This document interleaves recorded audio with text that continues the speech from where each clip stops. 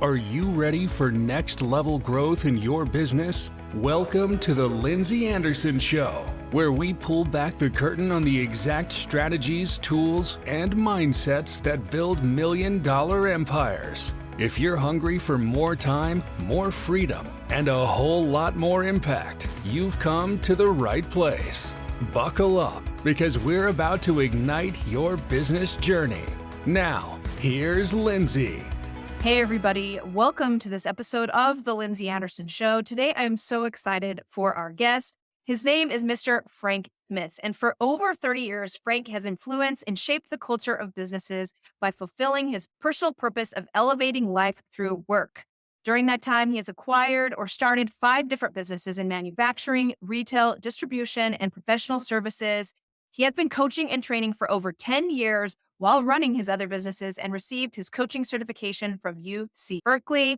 I'm so excited to have him on today. He is known as the business culture guy, and we're going to be diving into that topic today. Welcome, Frank. So glad to have you on today. Hey, it's great to be here. Excited to have the conversation. So, Frank, what are you most known for? Yeah, business culture really has been my thing for 30 plus years. I had the chance to buy a manufacturing company back in 1994 and started doing stuff with culture. We didn't use that word back then, but everybody thought I was weird for the stuff that I was trying to do and treating your employees like they were family and getting to know people and diving into their personal lives and trying to help out with their life situations and all that. And then all of a sudden it started all coming together and people were like, "Oh, wow, what did you do?" And I'm like, "Yeah, all that stuff you said I was goofy for doing for the last 4 or 5 years is actually all starting to work now." It took some trial and error. So I was doing culture before culture was cool is what I tell people. That's what you tell people. Now, was there a certain event or sometime in your life where this became evident that this is really what your passion was? It took a while before. Hindsight's always great to be able to look back and go, "Oh yeah, that makes sense." But I grew up in a house where my dad hated going to work every day. And as a kid, I thought that seemed really weird. Why would you grow up and go to a job that you don't like? What made that even more odd was my dad owned the company that he went to work for every day, and he still didn't like going to work every day. And so I grew up in that situation. And then I got out of school with my degree in accounting, started out in the workforce, and I didn't like going to work every day either. And I was like, "Oh my gosh, I'm repeating my dad here." And what I realized was it wasn't so much the work as it was the work environment.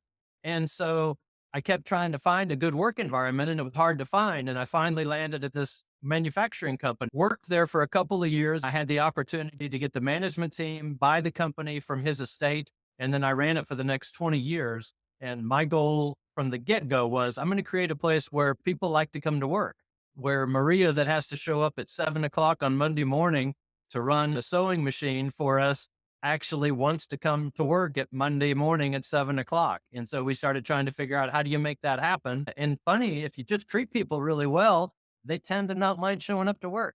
Interesting. I love this. So, can you be just a little bit more specific about if you treat people really well? Can you give us some hardcore points on that? Yeah, absolutely. The basics of life is you need food, you need shelter, you need safety. And then after that, we want to be seen and heard. Matthew Kelly in his book, The Dream Manager, says, if you want people to engage in business goals, you need to engage in their personal goals first. And he's exactly right. I need to get to know you, find out what you're trying to do in your life. If I can connect the dots for you that show you working here helps you get where you're trying to go in your life, I've got you. And we're going to work really well together because you working for me helps me accomplish my goals, but you working for me also is helping you accomplish your goals. It's a win, and we create a great culture once that's the case. It just takes a lot of time to get to know people well enough to where they'll share with you what their goals are. And so you have to build a trust with people at the very beginning. You have to let them know that they have a voice in the organization and that you care about what they say. It doesn't mean they always get their way, but at least they get heard and seen. And you try to build a culture around certain guidelines that the ownership group wants to do and certain guidelines that the employees want to do. You work together and create that culture, and you work well together once you've done that. I love that. I found it really interesting that you worked at this manufacturing plant before and then now you own it. What paint some differences for me, like a before and an after you implemented your strategies? Tell me. Yeah. One of the things that was simple to do was if you needed $10 worth of super glue to do something in the warehouse, you had to fill out a form. You had to take it to the owner's desk. It had to sit there until he got around to it. Then he would sign it, or then he would say, no, I'm not going to do this, and then give it back to you. And if you got a sign off, then you could go to the store and buy $10 worth of super glue to take care of whatever it was you needed to take care of in the warehouse.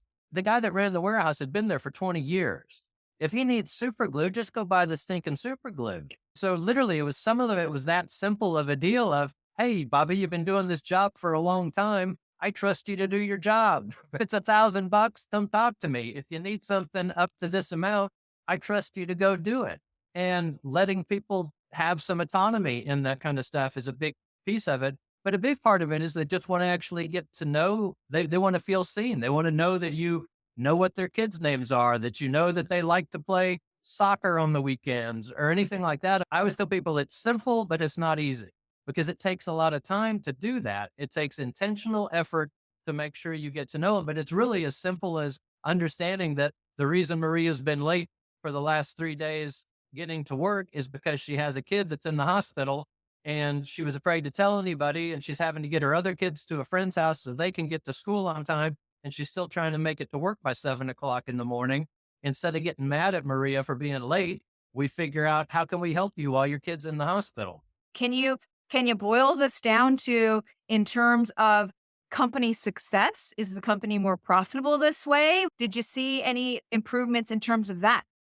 100%. Yeah, we saw things change drastically because the people that are on the front lines have a lot of great information, a lot of great answers that the people in the office don't have.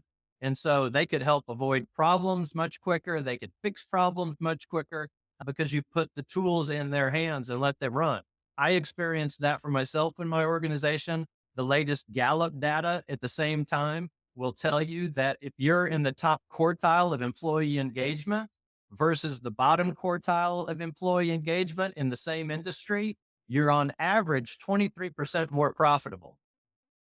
It's all about the team, how effectively that team is running. Yeah, I always tell people business culture is all about creating engaged employees or happy employees. Happy employees make more money for the company, which makes the owners happy. So all of this trickles down to more profitable business that can actually now hire more employees that make more people happy. And we snowball on top of the success that we have, all because we took the time to get to know people and find out how we could help them in their personal lives by letting them work here and connect those dots for them. I love that. Now, you've mentioned one obstacle for business owners is that takes a really long time to get to know Maria and everybody else and over a long period of time. What are some other common obstacles that you come up against when you're telling business owners this great information? Yeah, the biggest obstacle that I run into with this information is business owners almost always think they have a good culture I bet they do. because they have what everybody wants. They're seen and heard. When they walk in the room, everybody stops to see what he or she needs or is saying or whatever. They are seen and heard at the most fundamental level. They have flexibility, they have autonomy, they have that sense of belonging that all employees are wanting. And so their perception is, hey, we have all these things. We must have a great culture. And it is great for that top leadership. But almost every time, if I go down 2, maybe 3 levels in the organization, the employees will tell me something completely different, but the employees don't get to pick the culture. The owners up at the top are going, we're good. We've got this all figured out. And the employees are going, please come help us. I think that is really interesting. So, how, as a business owner, do we see past our misconceptions there? Yeah, I did a little bit of stint doing some car racing when I was younger in my careers and was pursuing trying to become a professional car racer. I always talk about the stopwatch. I could go out and do a lap that I felt was really fast, but the real deal is the stopwatch. Sometimes the stopwatch would be like, no, you were half a second slower on that lap. It just might have felt fast to you. So the stopwatch is the real guide. And so to figure out if you have a good culture, you have to survey the people 2 and 3 levels down from the leadership. And the bigger company, obviously, the farther down you have to go. but it's the employees that really get to decide whether or not the culture is good or not. The owners get to decide what the culture should be, but they have to find this balance between what everybody wants, and not every business is for everybody. There's companies that want to grow at a really fast pace, and other people don't want to work at that fast of a pace. It just means this company that's a startup that needs me to work 70-hour weeks is not a culture fit for me right now.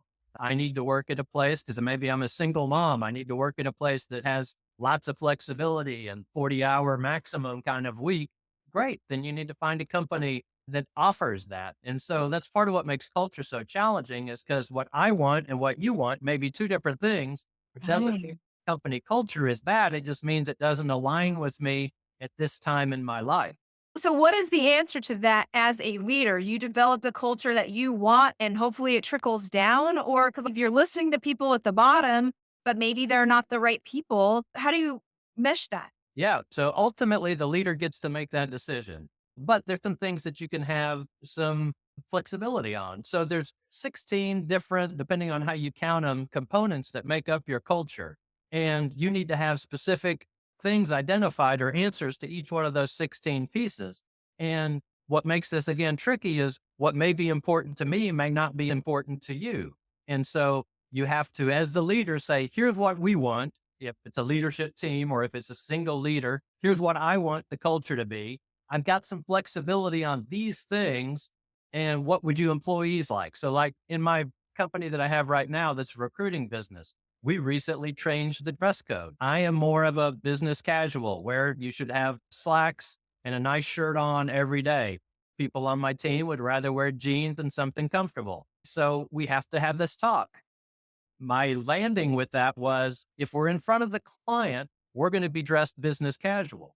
So if you have a client meeting, you need to be dressed in business casual because that's what our client expects from us. If you're working from home or you're working in the office and you're going to have no client interaction that day, you can wear jeans and a nice shirt. We still have to be camera ready because we do interviews on Zoom and all of that. So I want a collared shirt or something appropriate. I don't want a t-shirt or anything like that. And so it's some give and take, and we can be flexible on that. I'm not going to be flexible about what we look like in front of the client, but on days when we're not in front of the client, I'll give some flex to that. This takes more time though, because if I just want to do it quick, I'm going to say, this is the dress code.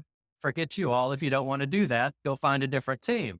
Or I can say, this is what I want in front of the client. The rest of the time, there's still some guidelines, but what do you guys want? And so we can mix and match some of those things. The purpose or the vision of the company may not be up for debate. And then employees just have to decide if they want to join into that or not. Makes sense. Culture. Can you give me like what you would consider a couple of the most impactful ones? Yeah, the 16 kind of break down into 4 different areas. The first area is the purpose, vision, and the mission of the organization. It's the base of the pyramid, if you will. Where are we going? Who are we going to be along the way based on our core values? So that's the base of our pyramid. The next step up is going to be the pace of the organization, which is basically how quickly are we going to get there? And this is going to dictate some of the things like work-life balance. How many hours do we expect you to work every week? It's going to dictate the communication style that I have with you. Am I going to be very direct and, hey, we're moving quick, I need to just tell you stuff and you go do it?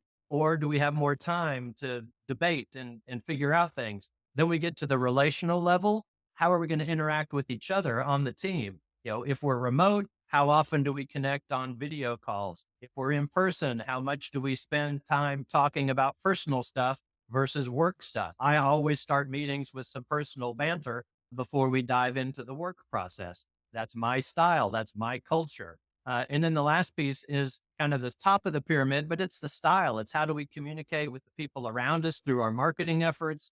It's our dress code. It's the language that we use in the organization. All of those things make up the culture, and you have to be definitive and intentional on each one of those areas. It feels if you're not intentional, that it'll create itself and you're going to end up somewhere you don't even expect or want to be. 100%. All of these things will answer themselves. You'll just end up somewhere that you never planned on it landing if you're not focused and intentional about it. If you've read the book Delivering Happiness by Tony Hsieh, that wasn't the founder of Zappos, but brought Zappos to what it is known for today. he left a previous company that he let the culture get out of control on. And that's why Zappos is the model for culture these days, because he was very intentional with the new company, because he actually created a situation in his own company that he hated going to work because he was growing so fast that he wasn't intentional about answering all of these components. I love that. So I see behind you, and you've mentioned the race car driving happiness at work. Why that tagline? Yeah. So really, I love everything about business culture. I've been on this journey for 30 plus years. So business has always been a big passion in my life. My other big passion outside of my faith and my family, car racing. When I was working up the branding for my coaching and training business, I thought I'm going to merge these two pieces together and have a little fun with it and try to go with a racing theme. So if you look at my website, it's racing themed pictures. A lot of the videos that I do on LinkedIn are all done from my car. So just trying to keep that car theme going. I love everything about car racing. I love everything about business. And so I thought, let's have a little fun with it and just put the two together. But happiness at work is what we're really trying to create. Happy employees lead to happy owners. And so the driving piece was just my nod to my car racing background. I love that. And the word happiness. Like if we can get happiness, they want to come to work, they feel seen, they're excited to be there, they're going to perform better as a team. Absolutely. Yes, that's what it's all about.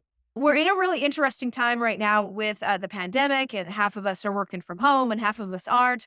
How does one keep company culture the way you want it to be if everybody's remote? There's the $1 million question, right? What a crazy ride we've been on. From few people worked remote. You knew a person or two that worked pre-pandemic, and then we all worked remote for a time period. And then the big battle started after we all started coming back to work of I'm not coming back to work. I am coming back to work. And now we're still seeing this with the recent Amazon bringing all their people back to work, et cetera. It's confusing for everybody. And again, what part of it has changed is we used to all have one set rule.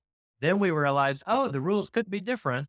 And people are trying to figure out what they need and what they want. So can you work remote? I get a little bit of a rap from people because they say, oh, you just don't like remote work. I'm like, I like remote work. I'm working remote right now. So I get it. Part of the reason I'm working remote is because I wanted to experience it and figure out what do you have to do in order to keep your culture? What I've found is it takes a lot more intentional effort to do it remotely than it does in person. And it gets to that point of to see and hear your employees as a leader is much more difficult because in the office, I can walk out into that open area, talk to some their cubicle, and in 30 seconds, I can assess whether or not they're in a good, if they're remote, I've got to schedule a time to get on a Zoom call. They could put on a great facade for a 30-minute call that they knew they were going to have at 3 o'clock, whereas they might have had their guard down if I walk out randomly at 10:35 of my office. And so it just takes a lot more intentional effort to schedule those Zoom calls, to make sure you have those Zoom calls, because we all get, I don't really need to check in on them. No, you do. You need to check in on them. They need to be seen and heard. I've got clients, they're like, yeah, since we've gone fully remote, I try to talk to everybody every 2 weeks. What? You know, Twice a month? Yeah. if you miss now it's a month. And I always tell people, if you were to go work away from your family for a while, if you go on a business trip, how often do you check in with your family? Oh, I check in with them every day. Oh, maybe we should, when our work family, and I know people get divided on whether you should call people work family or not, but the people, if I care about them, I should be checking in with them on a regular basis. And if I want them to feel connected, I need to be making that time and effort. So what I found was when I work remote and I'm trying to stay engaged with my team at the level I can in the office, it takes me about an hour a day more to do that. So Interesting. from my standpoint, I'm like, I'd gladly have a commute, be in person, and not have to spend an hour extra a day on Zoom calls and trying to get a hold of people when I'm working remote. I just find it much more difficult, but it is doable. There's companies out there that are thriving successes that are completely remote. Some of that is, though, their culture tends to be a little less relational. I'm just going to get in my room. I'm going to do my thing, Right. the information along, and I'm not going to interact with people. And if that's what you want in a culture, that works great for you. That's not what I want in a culture. I want more relational connection with the people that I work with, because I find that tends to actually work for most people better than the isolation piece. And the data shows depression is up, isolation, loneliness is up with people that are working remote. And so it's mapping itself out that it's not actually great for most people to be in a room by themselves trying to work remote all the time. 24 hours a day. Tell me, is there one thing that a leader or an owner can do daily that can really promote happiness at work? Ooh, one thing. The first thing that popped in my head, I'll just go with it, is Yeah. being consistent, actually living out what you said you were going to do. If you have a core value that says we respect people, be consistent in making sure that if somebody on the team treated someone disrespectfully, they get talked to. We're going to be consistent with this. What we tend to do is we give people a pass or they're a top producer. So we'll give them a little bit of cushion. That comes across as inconsistent, which when you reduce consistency, you reduce trust as well. And if I can't trust my boss, it's hard for me to be happy at work. I love that. What do you see, Frank, as the future of happiness at work? I think actually the younger generations in the workplace are demanding more happiness at work. I think some of the ideas may be a little bit misguided. The 32-hour work week, I don't think is going to be something that for most small businesses, they're struggling. The average business in America makes a 6% profit. To say, oh, we can get all our work done in 4 days instead of 5. Most people are having a hard time getting their work done in 5 days. And so that part doesn't make any sense to me. But the younger generation is actually demanding to be seen and heard in the workplace. I think they watched their parents be mistreated in the workplace and put up with bad leadership. And then they still got laid off or whatever the case may be. And so I think the younger generation is just like, why would we put up with that? Because you're just going to lay me off anyway. So I'm going to at least demand that you treat me well in the workplace. And so I actually think they're bringing a little bit more awareness. And I think they're bringing more culture to the forefront and requiring it, or they will bounce. They'll go find a better leader. If you're not leading them well, they're not going to hang around like they watched their parents hang around for bad leaders. That makes sense. That makes sense. Frank, here you are. You're so far into your career. You've owned several companies. Now you're really accomplished. What is one thing now that you wish you would have known before you got started? Oh, wow. That's a tough one. One thing that I wish I knew now, just that you should treat people well. And one of the very first leaders I had told me, don't get to know the people that report to you because it makes them harder to fire. It was the mindset back when I started into the workplace. And I wish I had realized quicker that that's ridiculous information. Not that Easy. but I would have been quicker to do what my gut told me, which was treat people well. And this is going to work out. And I spent time listening to other people's voices that were like, you can't do that in the workplace. And that's why it took me 10 years to create the culture that I did when I bought the manufacturing company instead of the 3 or 4 that I could have been able to do it if I hadn't listened to people that were the naysayers. That's a good one. Frank, it's been a real pleasure interviewing you on the podcast. Before I let you go, I'm going to turn the time over to you to let people know where to find you and anything else you want the audience to know. Great. Yeah. You can find me on LinkedIn under Frank Smith. You can look at my website, Driving Happiness at Work. I do coaching and training that helps people learn how to be a great workplace. I teach leaders how to engage with their employees.